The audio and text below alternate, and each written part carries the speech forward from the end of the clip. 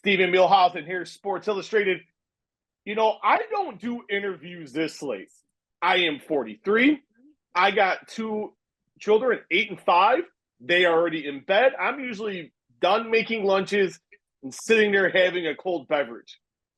But when a certain person says, hey, can you do 10 p.m. Eastern? I will definitely do it. He is the founder of Maple Leaf Pro Wrestling. They have a big show coming up 2 days called Maple Leaf Pro Wrestling Forge in Excellence live at St. Clair College in Windsor, Ontario, Canada. You can watch it on October 19th and October 20th live on Triller pay-per-view. The one, the only, Scott D'Amore. And, you know, we were just talking before we hit the live button, and it's been a bit since we've chatted. I was at the Zone. You were at TNA. We had a lot of great meetings. Mm-hmm. And I didn't know that. I knew the time frame of everything that happened with TNA, but I did not realize we were both let go in February. And we were both laid off for about 6 months. So I think it's a good way to start, my friend. So how are you, Scott D'Amore, for the wrestling fans that have missed you? Beyond a couple interviews here and there, we haven't seen you too much. Yeah, I mean, look, to me, I thought I should probably lay low. I mean, went out the way I went out, and you and I had similar paths in the sense that, I mean, I didn't choose the ending to my story there, or at least the ending to that chapter that was there, but left with my head up high. 7 years that I'm proud of there, proud of the work that we did, proud of the progress that we made and what we had built.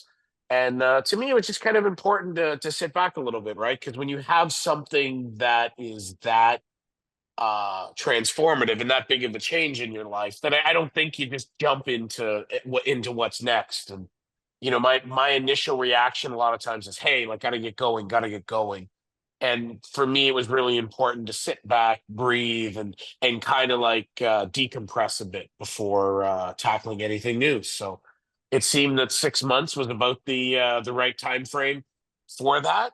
And I'm excited and happy here. I can't believe it's already almost. It's basically we sit here just a couple of days away, and it seems impossible that so much time has passed since we announced on August 8th, and here we are, Maple Leaf Pro, Forged in Excellence, a great 2-night event on Triller TV. I remember when I got laid off, I was like, this is a relief. Like, it took me a minute to realize that. As much as I love the Zone, a lot of great people in that organization. Like, very grateful for nearly the 10 years I had spent there. But it took me about a week to be like, this was the right thing. At the end of the day, it ended up leading me here. How long did it take you to decompress and to understand that what happened was the best thing for me? I don't know. That's a really good question. I mean, it certainly took me a few months. It took me a few months to detach and really kind of get away from it and stop wanting to have the urge to be like, hey, what's going on, this and that. And I just, like, I needed to, when you love something, sometimes it's hard to separate from it. And I've certainly put my passion and my love into TNA wrestling. I did it through my first run there, and certainly did it through my second run there. I mean, as much as I felt it was, I was a big part of the process in my first run. I mean, the whole second run here under Anthem, I mean, I felt like in a lot of ways it was my baby.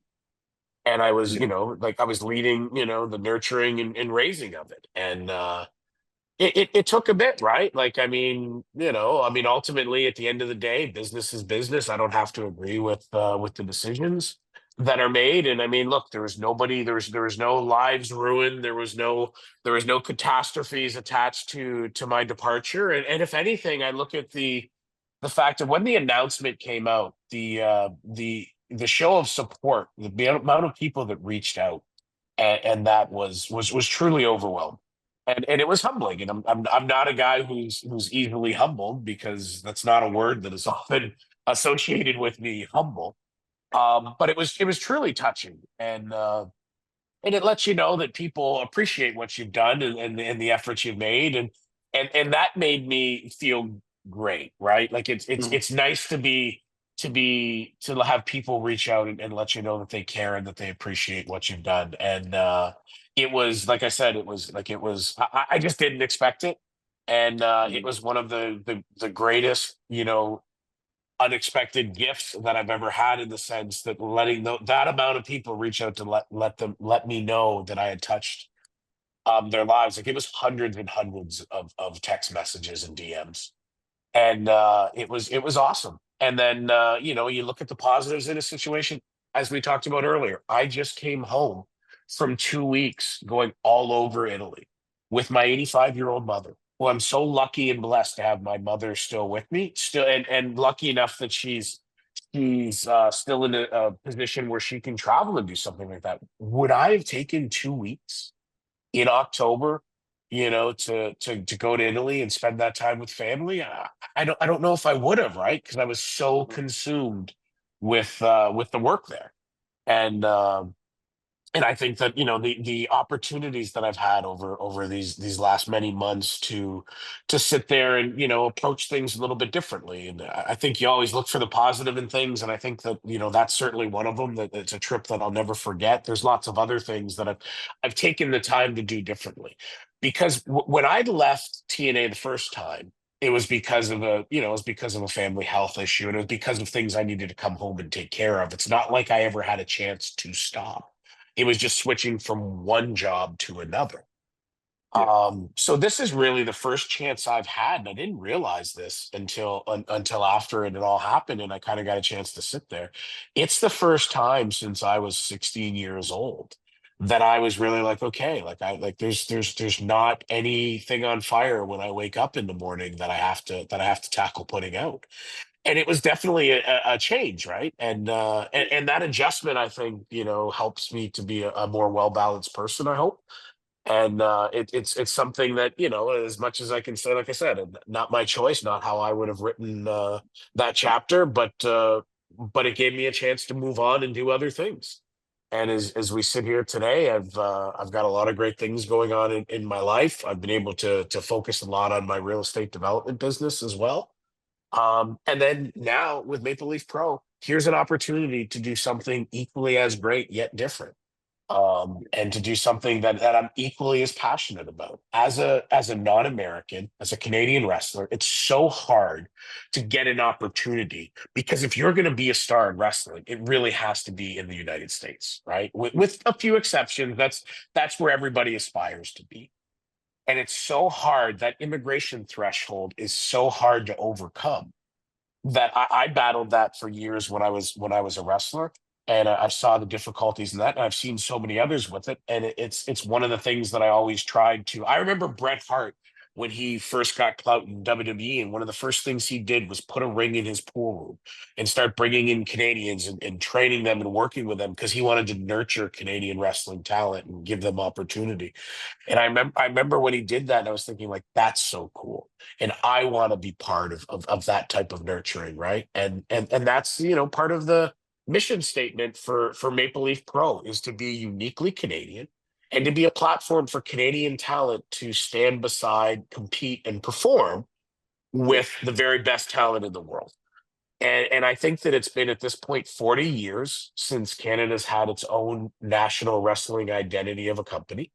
And I think that returning to the Maple Leaf brand, which is so iconic from the 1930s on, Mhm. gives us the opportunity to bridge that gap between this rich Canadian wrestling history and what I think is a tremendous wrestling future here in Canada. So it's been a journey for Yeah. sure. And I'm stoked to sit here on the steps of these debut events with the all-star team that we've assembled, both on camera and behind the scenes. And I think that it's a whole bold new challenge to go out there and tackle, and I'm excited. Man, there's a lot to unpack. I mean, you gave me a lot here. I don't. I'm a big fan of not taking. I always have bullet points, but my most important thing is I like to listen, just because I think it's important to. Usually that just goes out the window, and I maybe will hit like two or three things out of that. And you gave me plenty there. And one of the things you said there, to me was so vital is the fact that it took you a few months to decompress. But I thought the second thing you said that was very key there was the fact that you got to get up in the morning and you didn't have to look at your phone. You can get up and you can just relax. And that's, a thing. And I learned that same thing. I didn't have to wake up in the morning and worry about breaking a story. I didn't have to go worry about how do I help TNA today? How do I help the Zone today? How do I help AEW? How do I go and talk to people in WWE? It was more of, hey, I can wake up. I can go get my coffee. I can get my kids to school. I can walk home. And I can twiddle my thumbs. And that's okay. And that took a while to do that. And you talk about this all-star cast, and I love the first one you announced. And I'll jump right in. I know people are going to get upset, but we'll bounce around and we'll get to all the other stuff. But Mauro Ranallo, got his start in Canada. A lot of people don't know that. Canadian wrestling. And a Canadian broadcasting icon here in the United States and also in Canada. After SmackDown, after that run in WWE, it was wrestling. We're good. I thought maybe he'd end up in a couple different spots, still doing his thing and kicking butt and boxing for PBC and now with Amazon Prime Video. How did you coax Mauro Ranallo dust off the wrestling cans and come back? At least for 2 nights. Yeah, I mean, look, here's the thing. Like a lot of us, Mauro has a love and passion for pro wrestling. I first met Mauro in Stampede Wrestling. And that would have been, boy, this is pulling back. That was like 99 or 2000 that I was out there for Stampede. And Mauro was the play-by-play guy. The color commentator was Bad News Allen, Bad News Brown, who was a mentor to both Mauro and myself. And, that's where we first met, first bonded. We crossed paths over the years many times, always stayed in touch, always had a world of respect for him, for his talents, for his passion, and just for the human being that he is. And truthfully, he's one of those hundreds of messages that I got that just came across as so sincere. And Stephen, much like we talked about, our similarities, Mauro's also went through a lot of changes in his professional career, with Bellator and everything else. So, we had stayed in touch and everything else. And, he had said, hey, like, I know you're going to do great, was very supportive. And as I started thinking about doing something, we've always said we wanted to work together more at some point. And he had came and did that one match, that Kenny Omega Rich Swann match, as a guest for us at Impact, which I thought was so cool. And truthfully, when I looked at doing these shows, I mean, how do you not want Mauro Ranallo as your play-by-play announcer? He is hands down the best cross-genre combat sports announcer in the history of combat sports. Because if you want to argue this person's the best wrestling announcer, or this person's the best MMA announcer, or this person's the best boxing announcer, there's arguments to have. But there's never been somebody, pro wrestling, boxing, MMA, kickboxing. Mauro is elite at all of them. And to have him there and the prestige that he brings to me, when you talk about excellence, you talk about people like Mauro Ranallo. And then you partner him with Don Callis, which is a dream team that I've wanted to see for 20 plus years. I think Don is a world-class heel. And I think, that you see how AEW uses him both as a heel manager and also puts him on commentary at every opportunity they get, because he's just so good at that role. And I think Mauro and Don are made to sit at that desk together. And, to me, that was the starting of the all-star cast. You start with a great quarterback, and your play-by-play announcer in many ways is your quarterback. And you've got a certified Hall of Famer in Mauro Ranallo here for Maple Leaf Pro, forged in excellence. So I want to. There was a report today, and this worked out perfect because you did an interview with Fightful and Sean Ross Sapp, and Sean put a little bit of a not even a teaser, like a little bit of a blurb that I knew you had a non-compete just from talking to some people in TNA. Mhm. They had said it was around a year, and they Mhm. wouldn't confirm nor deny that with me. I asked, and they gave me gave me that month. If that is accurate, which it seems like it was, how were you able to negotiate an early out of that so you can do this project, or is it a thing of where there's some loose ends, but you were still able to end up doing these events, and continue on with Maple Leaf Pro? Yeah, and I mean, look, Maple Leaf Pro was started before my non compete was handled. Right? It's a non compete is for me to not work with a competitor. I came into when I returned to Impact Wrestling. I've been promoting wrestling for close to 25 years, and it's not something I was ever going to stop doing. It's not something that I stopped doing when I was at TNA the first time. I ran Border City Wrestling the entire time I was there, and even did a pay-per-view series on Canadian television called Pro Wrestling Superstars, at the same time when TNA was doing weekly and then monthly pay-per-views. So it was always kind of like something that was acknowledged and was there as part of the agreement that I could do my own stuff. The reports out there are accurate in the sense that, look, you see there's a lot of TNA involvement in these MLP events. And we've worked out to settle things. So yeah, I mean I'm free as of last week to do whatever I want with somebody else. But no compete is so that I didn't leave TNA and didn't go to a competitor. It wasn't Hmm. about you can't go do your own thing. Okay.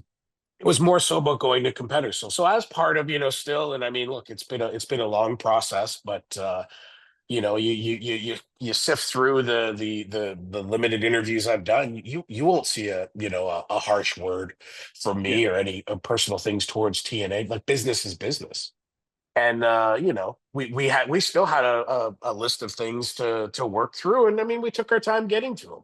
And it so happens that it coincides that it happens a couple weeks before these events. But remember, these shows were announced in August, so.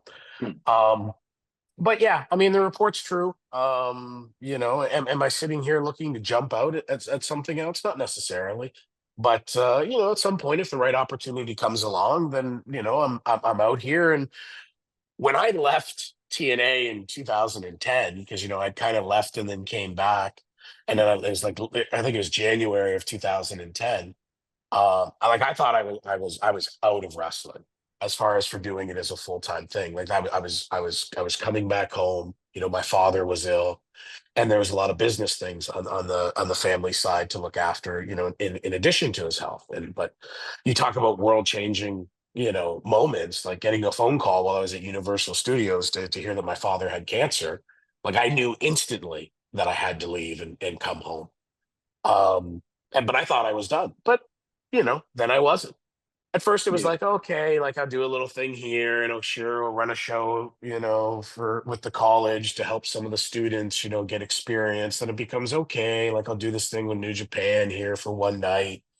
Then it becomes Global Force Wrestling, and of course, like anytime that Jeff Jarrett calls, I answer the phone because he's the guy who gave me an opportunity when he Yeah. had no real reason to. 28 years old, post concussion issues.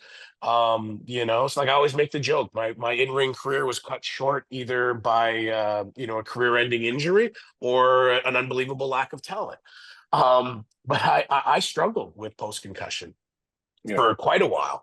And that could have been the end for me. But at a time when TNA was starting, I'd worked with Jeff a little bit with the World Wrestling All Stars, and he offered me an opportunity. So when he called and said, "Hey, I'm doing this thing," absolutely, I'm there for you. And then that led to same thing when he called and said, "Hey, this is crazy, but I'm going back to Impact, and will you come down for a couple of days and consult?" I was like, "Absolutely no, like just not doing it." Like I had like so many people. It wasn't a terrible parting with TNA the first time. It just didn't leave a great feeling for me in how it, Hmm. it ended and how post my leaving how things were ended. And it was like I was like, honestly, I said, "Jeff, I said I'll help you whenever. I just like I don't." And he's like, he just talked me into coming in for 2 days with that Jarrett charm, and 2 days became three, and three became, can you come back next week? And next, 6 weeks later, I'm on a plane to Japan to sign an agreement with Noah. And then, next, fast forward a handful of months and I'm, Don Callis and I are appointed to run the company. So it's such a whirlwind in the business, and just to Mm, never say never. I agree with So what I do know is that there's a great opportunity here, with the current landscape of professional wrestling, and specifically with the unbelievable wealth of talent that there is on the Canadian independent scene. I came into the Canadian scene in the early 90s at a time when it was probably at its lowest of low, Canadian that. wrestling.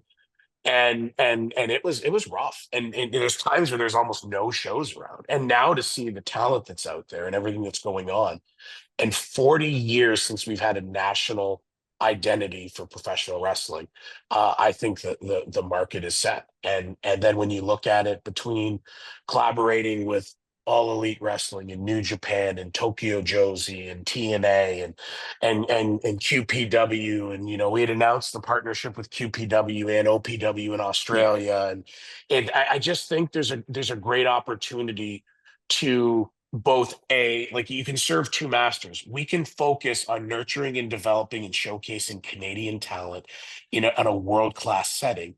And then we can also collaborate with partners domestically and around the world to expand our reach and our footprint. And as you see, as we get into 2025, you'll see, collaborations in Qatar, you'll see collaborations in Australia, you'll see collaborations in Canada. And then I think you'll see collaborations beyond that. I mean, like, I have a world of respect for how they've rebuilt the Brit wrestling scene, right, in the Yeah. UK. I was there in 1996 when it was about as bad as British wrestling could be. Like, it was on death's doorstep, and it's just they've rebuilt it to where it's thriving. In Yeah. Japan, obviously, like, we're working with Cyber Fights and Tokyo, Josie, which is part of Cyber Fights with DDT and Noah, who I've had a great relationship. We've got an unbelievable relationship with New Japan. So I think it's a great opportunity. Like I said, it's a two-pronged approach. Our mandate is to be Canadian, be a Canadian identity, and a platform for Canadians. But it's two-pronged with giving that platform for them to stand alongside with the best in the world. And that's both going to happen in Canada with MLP and internationally. I'm quite impressed because you were able to master, and this is your brilliance. I will say that, to get AEW, TNA. AEW's got that relationship with New Japan. TNA has that relationship with New Japan, and you're able to bring two of the three biggest outlet promotions in the United States and bring them together and get people and talent like an Athena and in your main events for both nights, Konosuke Takeshita and Don Callis as well. And how hard are those conversations, especially with TNA, for you to try to sell, hey, I want to do AEW. I want to bring you guys in. We already know you like New Japan.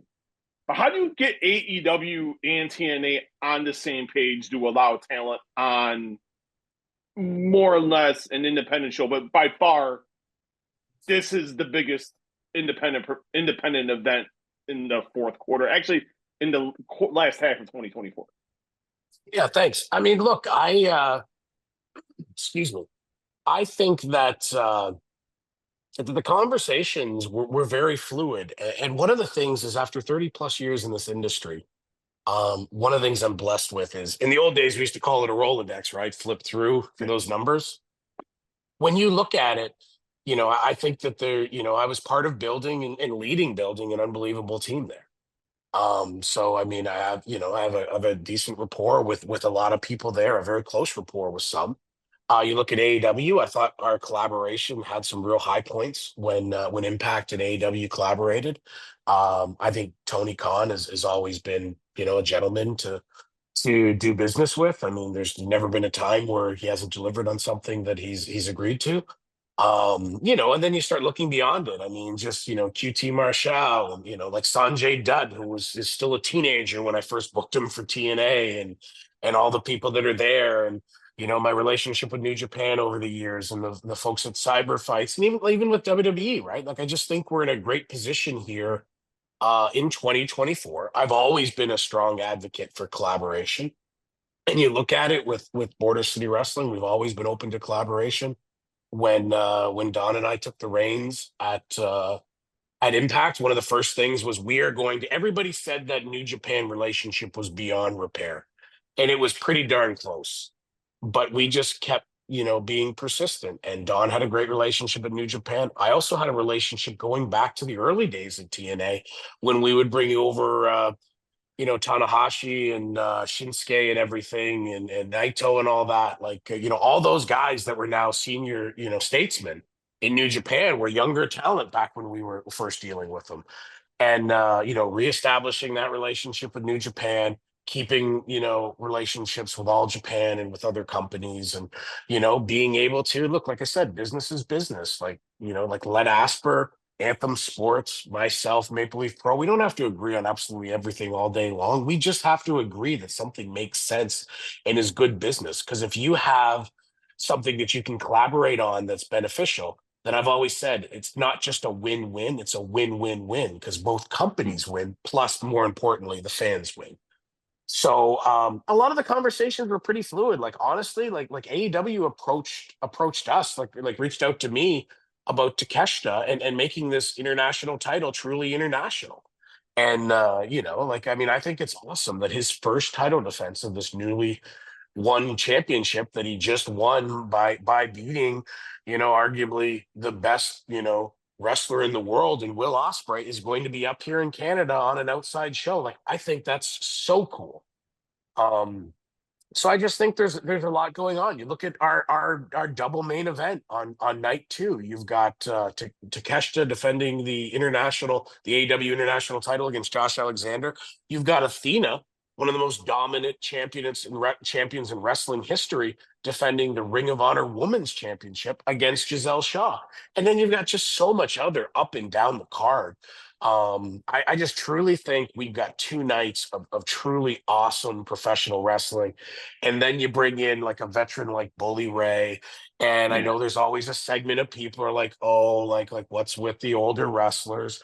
Well, you know what? There's something to having some senior statesmen around, because one of our mandates here is to develop and nurture talent. And how do you develop and nurture talent without having people that have been there and done that? And there's a place for people like that. If you look at these shows, I'd say that our average age is probably pretty darn young, and our card is going to be pretty fast paced. But one of the important things is that, like Jimmy Hart used to say years ago, and it always stuck with me.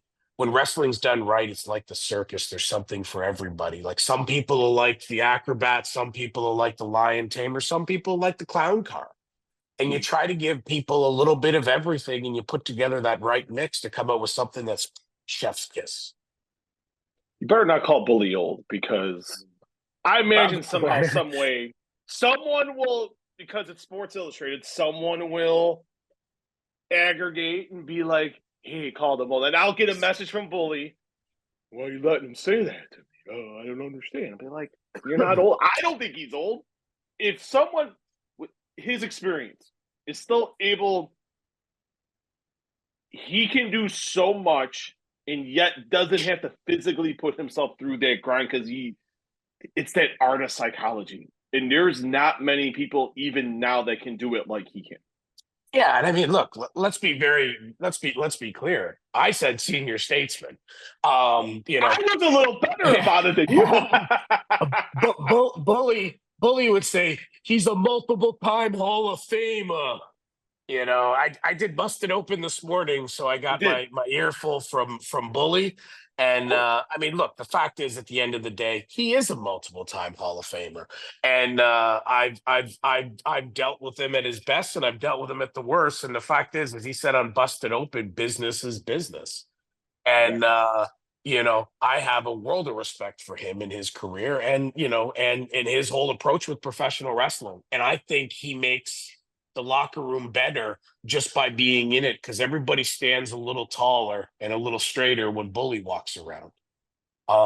So I think him and I was actually flying back from Italy when Raj Desi was on Busted Open, and I was like, wow, there's Bully being Bully, and he's got Raj's goat a little bit. So I think that's perfect. I mean, you're gonna have two guys that to my knowledge have never touched out there in a match that's Bully's specialty, and Bully's already playing the mental games with the Maharaja. So I mean, I think that's a great match that's going to stand out on the card for its uniqueness and its differentness, right? You're gonna see a lot of modern style wrestling, and you're going to see a lot of quick pace. And I mean, I think that when you do a card right, there's a flow to it, and I think we've kind of we've worked hard to try to hit the right spots that over these two nights there's going to be a flow. And I always say you can't go 100 miles an hour for 3 hours, you know. And part of professional wrestling is always going to be storytelling and drama, Shakespeare as we talk about it. And I think we've got the right blend of some amazing storytelling and unbelievable athletic wrestling. Is each show timed out for around 3 hours? Yeah, I mean, we usually like it's one of those things. Like, one of the reasons to do a 2 day event, a lot of people have said, why would you tackle, two back-to-back days, right out of the gate? And I mean, one, quite honestly, once you set up the lighting and you set up the stage and the screens and you roll in the production truck and you do all that, there's economies of scale for shooting over for 2 nights instead of just one, right? Like, you don't have to hang everything again, set everything up again. And I knew that being in Windsor, we could fill the house 2 nights in a row with rowdy wrestling fans because we've been doing it consistently with Impact. And, it's one of those things I struggled with. Getting everything in 3 hours is tough, and then it's like, are you going to do a 4 hour show? Or are you going to do a five? Like, you just start going, like, when is too much? Like, to me, Yeah. we go live at 7. We'll be out of there, around 10 o'clock. Might be a little bit before, usually you'd say usually around 2 hours and 45, 2 hours and 55 minutes. So I think that we're in a good spot by breaking it up over 2 nights. Instead of, are we going to give them 3 hours? We're going to give them 4 hours. What are we going to do? We can Yeah. actually give them close to 6 hours, but it's not consecutive, right? You get your 3 hours in there, you get a day's break to go on, do other things, detach, and then come back and re-engage the next night. So, I think that it's a good approach to things. I hope people like it. I think the value's there. You buy this on Triller TV, you're paying $30. You're getting 6 hours of unbelievable wrestling with some of the best talent in the world. You led me into my next question, and the great people at Chiller, and I'll say that they're very, very, very, very, very easy to work with. At least I know on my end, and I don't know how about yourself. It seems like it anyway. Now, you could have taken this route. You could have gone and put it on traditional pay-per-view, local cable, and satellite providers. What led to the decision to not do that and end up going with Triller? I mean, again, we go back to relationships. And before Triller TV, there was Fight TV. Before Fight TV, there was Flips Mobile. And when you go back to when Jeff Jarrett and I with Global Force Wrestling undertook putting New Japan on pay-per-view in the U.S. for the first time with Wrestle Kingdom, one of our big partners was Flips Mobile, which becomes Fight TV, which becomes Triller TV. And through that, and then through my times with Impact and everything else, we've had a wonderful relationship with them. And we know that every day that goes by, there's more people that are cord cutting, or at least looking at alternative content delivery methods. So I watched back in the day. I remember when getting a couple hundred of digital buys was huge. But now you're at the point, like, you look at some of the AEW numbers and you look at what they've been able to do on streaming, like with a Bleacher Report and Triller and everything else. I think it's basically at the point where a platform like Triller TV is as strong as what we used to call conventional pay-per-view, because there's so many people now that are used to purchasing in that manner. And it used to be, I mean, I don't know if I trust a streaming service. I know now if I want to watch something on Triller TV, boom, I pull it up on my phone. Boom, I click purchase. Boom, I cast it to my TV and I'm watching. You know, um, so I think they've been an unbelievable partner. I think their service is going to continue to grow. If you saw, obviously, the recent news with their merger and they'll be publicly traded, I think they've been a great partner for many years, and I see them continuing to be a great partner as both Maple Leaf Pro and Triller TV grows. You know, you look at, like you said, you talk about earlier, you were talking about the Canadian landscape and how much United States wrestling have you been watching since everything went down with TNA? Has it been just social media? I'll kind of just look, I'll kind of scroll on my phone. Have you consumed a lot of American wrestling, Japanese wrestling, or have you really just been pretty much off the grid? No, I mean, I took a little time and went off just because I thought I had to detach. And then, I would kind of check things out on socials and everything else. And, hey, Josh Alexander has a big match. I'm going to watch that. Giselle has a big match. Obviously, going to watch that. And then there's other things, right? Like what WWE's been able to do with NXT. And our talk here, obviously, because of how this show's stacked, there's been a lot of talk about the successes of AEW and New Japan and everything else.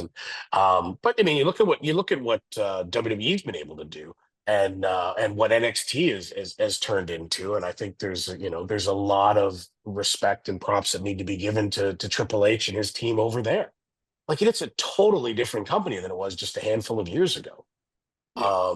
You look at how they're collaborating, sending AJ Styles to Japan and things with Bloodsport and their collaboration with TNA, and this is a whole new era. So I try to keep track of a lot of things. Look, I mean, at this point in time, as I'm 50 years old, have a non-wrestling business that I run. Obviously, I'm rolled up my sleeves and I'm fully immersed here in Maple Leaf Pro. Do I sit down and watch 3 hours on Monday, 2 hours on Tuesday, two on Wednesday, TNA and Ring of Honor on Thursdays and Rampage and SmackDown on Friday? Like, no, I don't. Oh, But I sit there and I try to make sure like my DVR captures everything and I zip through to watch, as much as I can. And I make sure, you do the follow, you look at the recaps, your stuff catches your eye on socials and you kind of know what you need to tune into. Like there's days that I sit down and watch entire episodes. okay. And then there's other days where it's like you zip through, I want to see this, I want to see this. Oh, how did they do that? So I think it's Mhm. important if you're going to be in the industry, you got to stay up to speed. You know, you've talked about NXT WWE a couple times, and we were gonna get there. I know people be like, "Oh, I didn't get into that stuff." Well, we're gonna get to it right now. Mhm. You know, a lot of people, at least to me, don't give you enough credit for how that partnership full came about to begin with. Maybe I'm wrong on it. Maybe I'm way off base. But how does that collaboration even begin? Because you were still there. So how does that conversation even start? Yeah, I mean, look, it started with me talking to Ed Nordholm, who was the president of TNA, your Impact Wrestling, when I came in, and still to this day, I think is the chief operating officer of Anthem. Reaching out to Ed and saying, hey, like we'd went and met with WWE, a few years earlier. I think he got reported on the internet 2018 or whatever it was, 19. Yeah. Always kind of had like left things with kind of an open, line of communication. You look at it, we had licensed footage to them. I think when we did the deal for Ken Shamrock's Hall of Fame, it had Okay. been that it was the first time I was told by somebody, a senior person at WWE, it's the first time to their knowledge, and they'd been there for a long time, that WWE had licensed wrestling footage to another wrestling company. And it was done based off of the relationship we had built. And then you look at it with Mickey James in the Rumble, which I think was a huge step. But she's Mickey James. Yeah. She's a certified G. She's certainly gonna Hall of Fame caliber. I'm sure when the timing's right goes in the Hall of Fame there. That was, kind of like, hey, bring Mickey back, give her flowers, make up for how she kind of exited the last time. But it was still awesome to have her come out there and be the Knockouts champion and have the belt. And working through that was awesome. But to me, and it's really, it came through in the final days. But putting Jordan Grace in the Rumble, I think was a tremendous step in legitimizing what we had done through all the years at Impact TNA. So I mean, how does it start? Like I talked to Ed, I said, hey, I think the timing's right. He goes, how do you do it? I said, I think I reach out to somebody there, get their thoughts. I did. I talked to a person there who's been friends with for many years. And they said, why don't I chat with Hunter and see what he thinks? I said, sure. And then I got a text from Hunter a few days later, and that just kind of like started the conversation and the ball rolling. And look, I'm proud to have been part of that process. I'm proud of the stuff we did exchanging footage. I'm proud of the stuff we did with Mickey and then Jordan in the Rumble. I'm proud of being part of establishing the ties to build that relationship, which they've continued still to this day. And I appreciate your comments. I mean, look, there's days that I think I get too much credit for what I do. There's days where I'm like, well, geez, like I don't think I get patted on the back enough. But I'm to mention an old friend's name. I don't want to be Barry Horowitz and sit here patting myself on the back. I'm, I'm, I'm proud of what I did. I'm proud of my contributions, to some of the successes out there, and I'm proud of the careers and the lives that I've been able to touch and be associated with from the Bobby Roods and the Eric Youngs, and the list just keeps going on and on to right now to the Josh Alexanders and the Ace Austins and the Trey Miguel's. Like I met Trey Miguel when he was a teenager, Yeah. and to now see him, go out there in an arena full of people, it just makes me beam, it just makes me beam with pride. And I just sit back and let's go like this is pretty damn cool. Like I'm very blessed and have a lucky station in life. I don't know if you know, but we can't see Oh, you you. can't? Oh, No, I wanted to let you go because you were giving oh, one hell how's of that? good. We still got the whole answer. The answer is still going to be there. Trust me, and it will be in the written version as well. Because I went the debut episode of NXT on CW was here in Chicago, and the very very kind people at WWE gave us because my kids had never been. They'd been to one AEW show. They didn't like it. Like they thought it was too much swearing and cussing and blood. And my youngest hated the fireworks. So when they like, hey, can you guys want to? They're like, hey, do you want to come out to NXT? And I'm like, hey, this would be perfect. I'm like, I know what the product's about. They watch it, so I'm like, okay, they'll know what it's about. So they put us in these great seats. And we're sitting there watching it because it was Wesley and Zachary Wentz. Mhm. They didn't know who Zach was. They knew who Wes was just by WWE TV. Right. And because I watch a lot of TNA via YouTube, I don't have access TV. So I'm able to I'll watch it in different areas. They look at Zach once and they were just the mind was blown. I'm like, they're like, Dad, where were these? I'm like, so I explained the whole story to them in about like 90 seconds. I'm like, they were in TNA, Impact Wrestling, they were buddies. Wes left. Zach was there at WWE for a bit. Zach ended up coming back to TNA. Long story short, now Zach came here. Now they're feuding. They were friends, then Wes turned, and now they're here. And they were just blown away by Zachary once. And I was thinking of you because you were the architect of both of those guys. And watching that match on a big event in front of I think the average was nearly 900,000 viewers for that entire show. Yeah. It was just really, those moments I think of you because you helped create those guys and you gave them a platform when many people were really doubting if they could really make it at a big time level. Yeah, thanks. I mean, look, I appreciate it. I mean, let's be clear. Those guys went out and put in all the work and all the effort. Yeah, but Um, you gave them, all, but you gave them the platform to succeed. If we're yeah, I mean, I like that, and that's the thing, right? Like you need just about everybody. As much as people talk about breaking down doors and everything, everybody, usually needs somebody to give them a shot. Yeah. So, like I said, like Jeff Jarrett took a shot on me in 2003. And I like to think I rewarded him over and over for it. And I tried to, right? And I'm grateful to this Yeah. day. And the same type of thing. Like I'll never forget Abyss's TNA Hall of Fame speech when he said, when you reach that mountaintop, don't forget, reach down and stick out your hand and help that next person up. And that's something that we have to do in this industry. And that brings us right back around to one of the reasons why I wanted to start Maple Leaf Pro is I want to have that proud Canadian identity, but I want to give talent that opportunity. That barrier, that border is such a giant obstacle to overcome, and you have to really show that you're better than most wrestlers out there to get that opportunity to compete in the US. And I wanted to have that platform to give the Bobby Roodes of today, to give the Eric Youngs of today, to give the Tracy Brookses of today that opportunity to step up and say, okay, like here I am. I can stand and perform with the very best and stand tall. There's a lot of there's notable Canadians for these two nights. Like you said, Josh Alexander. We talked about Raj Taheji earlier. Mike Bailey, who's headlining night one again with Takeshita.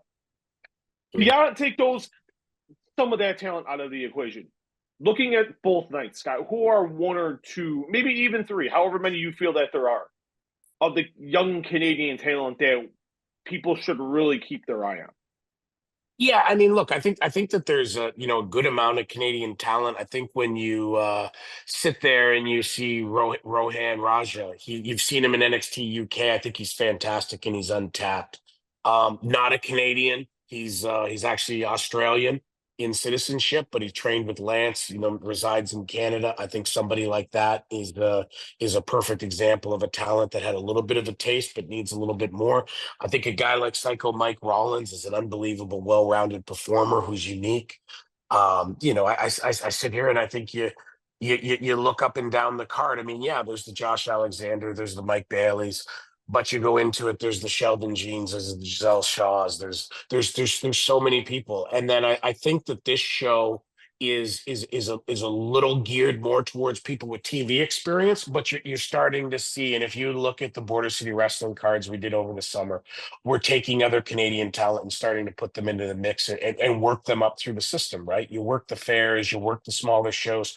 Your aspirations should be to be on the bigger shows, the MLP shows. So that's what we're putting in place. And I think when you look at it, our roster breaks down about 60% Canadian, 40% international, which I think is a good mix. We want to be Canadian, but in order to be the best, you've got to feature the best from around the world. And I think we've got a great mix of that for these 2 days. So, this Saturday and Sunday, October 19th and 20th, Maple Leaf Pro, Forged in Excellence, Mauro Ranallo and Don Callis on the call.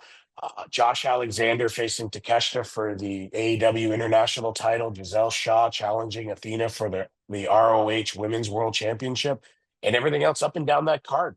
I think we have two amazing nights on Triller TV, and I hope wrestling fans will take that shot and check us out and give us an opportunity to reward that investment. I always say I don't take fans' investment lightly. I don't take it lightly that they invest their money. Certainly, I also don't take equally lightly. I equally respect the fact when they take their time, because the most valuable thing we have is time. And if they're going to spend 2 nights with us, I want to reward them. So I've made this pitch before.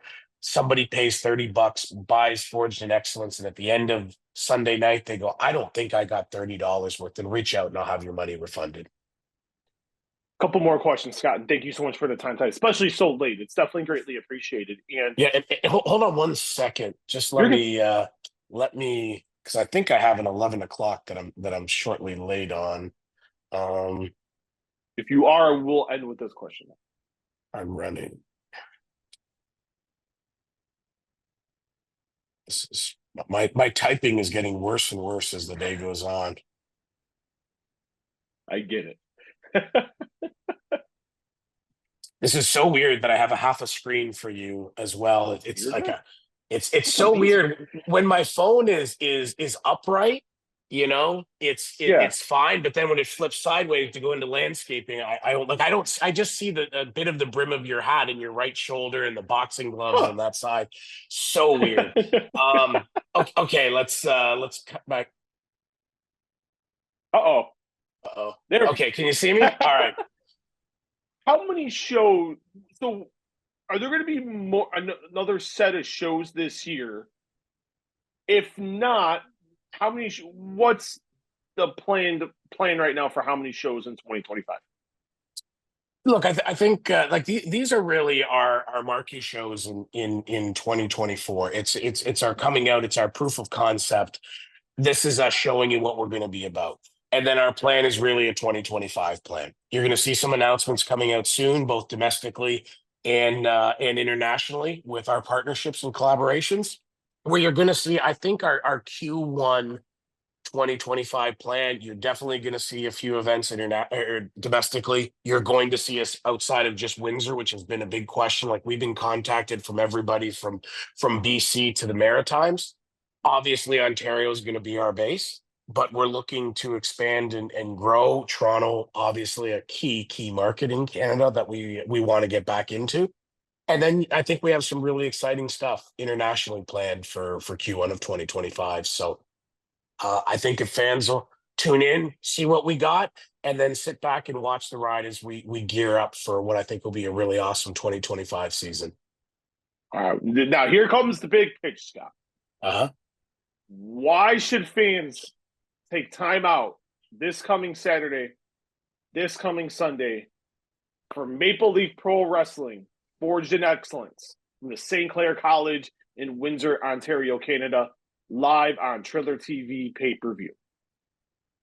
I mean, I think if you look at the card, I think from top to bottom, it's got an unbelievable mix of talent from the Josh Alexanders and the Takeshtas to the Athenas to the Raj Desis to the Bully Rays, to the Alex Zanes and the Stu Graysons. I think we've got an unbelievable mix. Domestic Canadians here and international superstars coming together for 2 nights. And in a landscape of wrestling where you've got a lot of options, I know that we've got a crew that is coming together and is motivated to put together 2 nights of the best wrestling action out there. I think behind the scenes, we've got an all-star cast that's there to making sure the production runs smoothly. And tune in. And like I said, I put my money where my mouth is. You tune in, you put down your money, you invest your time, and you don't think that you were paid back dividends on it, then reach out and we'll get you refunded. You hear the man, ladies and gentlemen. You'll get your money refunded. I'm going to take a wild guess, but no one's going to be. I'm just going to shoot my shot here. No one's demanding it. Well, I mean, I hope so because I hope they. It's a great show. I hope that they look at the show and go, damn, like I feel glad that I invested my time and I invested my money into spending 2 nights here with Maple Leaf Pro, and I can't wait to do it again in the future. And we're looking forward to that. This coming Saturday, October 19th, and Sunday, October 20th, from St. Clair College in Windsor, Ontario, Canada. You can watch it live on Triller TV pay-per-view. It's been a while since we've chatted. It is glad. I am very happy that you are back in the wrestling game and the wrestling needs you. There's not much more I can say. We had a lot beforehand. We've talked a lot here, but Scott, it is a pleasure. It's glad to have you back. It means a lot. I'm glad that we are talking for Sports Illustrated. I'm looking forward to these 2 nights. I'm going to have a Pepsi. I'm going to turn on Triller TV pay-per-view. And I'm just going to sit and have fun watching wrestling because at the end of the day, we're all wrestling fans.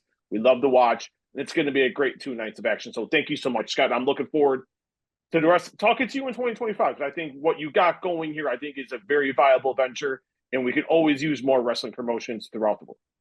Yeah, I appreciate it. I appreciate the kind words and your support. From you yourself and from SI. You guys have always been great, and I look forward to it. So I'll see you this weekend. We're gonna kick ass and knock it out of the park. You only know one way to do it, if we're being honest. I need to hire you as my press agent. Hey, you got my email.